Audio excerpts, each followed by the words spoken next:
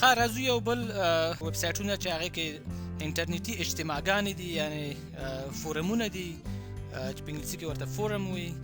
او تاسو کولی شئ چې د دې نه د یوې خاصې موضوع په اړه ډېر زیات معلومات ترلاسه کړئ. د مثال په ډول د ستروسو په باره کې تاسو ځینې پوښتنې لرئ چې د نورو دوستانو سره شریکئ، د نورو خلکو سره شریکئ، د نورو متخصصینو سره شریکې کړئ او د هغوی نه د هغوی ځوابونه واورئ.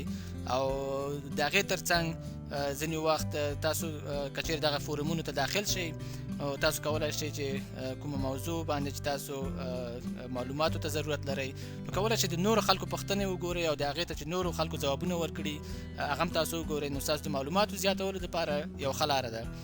راځو بیا هم وینډوز انټرنیټ ایکسپلورر ته.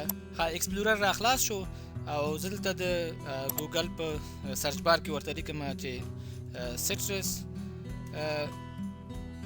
فورم او دا زه انټر کوم. سټرس فورم مې ورته ولیکلو او اوس به تاسو وګورئ چې د ستروسو په باره کې چې کومو ویب سایټونو کې فورمونه دي یو نه شاید چې په لسګونو یا سلګونو فورمونه یا اجتماعګانې وجود لري. خو راځو په همدغه اولی چې دا د ګارډن ویب سایټ دی چې دلته ستروسو باندې دوی یو فورم تشکیل کړی دی. نو راځو په همدې باندې کلیک کوو. تاسو اوس وګورئ چې د ستروسو په باره کې خلکو څومره پوښتنې کړي او که چېرې تاسو هم غواړئ د خلکو نه پوښتنه کولی شئ نو مختلف سویې خلک تاسو ته ځوابونه درکوي. ښه په دغه لیست کې ګورو چې هغه موضوعات یې دلته موږ ته رامخته کړل، یعنې هغه پوسټونه دي چې خلکو په دې باندې بحث کړی دی، ځینې خلکو پوښتنې کړي او بیا نور ځوابونه ورکړي دي. راځو موږ او تاسې یو د مثال په ډول دلته به یو موضوع ته راشو چې مثلا کومکاټ او شاخبري څنګه صورت نیسي. راځو په دغه باندې کلیک کوو. کومکاټ د ستروسو یوه نوعه ده، په دې باندې کلیک کوو. نو دلته یو چا پوښتنه کړې ده او هغې ته نورو خلکو ځوابونه ورکړي دي. موږ او تاسو به یې وګورو چې د څه رقم پوښتنه کړې او خلکو څه رقم ځوابونه ورکړي دي. نو دغه فورم موږ ته راخلاص شو، دغه ټاپک هم راخلاص شو. دلته یو چا پوښتنه کړې ده چې مثلا کومکاټ څه رقم شاخبري شي څه ونه شي، نو هغې ته بیا نورو خلکو دلته تصویرونه هم همدې کس ورکړي دي چا چې دا پوسټ کړی.